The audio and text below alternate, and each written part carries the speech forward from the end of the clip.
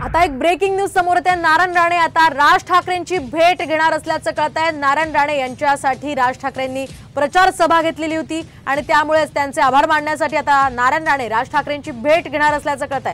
तर राणेंनी आता सिंधुदुर्ग रत्नागिरीमध्ये विजय मिळवलेला आहे। त्याच पार्श्वभूमीवर नारायण राणे हे राज ठाकरेंची भेट घेणार असल्याचं कळतंय। आताची ही महत्त्वाची अपडेट आपण पाहतोय साम टीव्हीवर।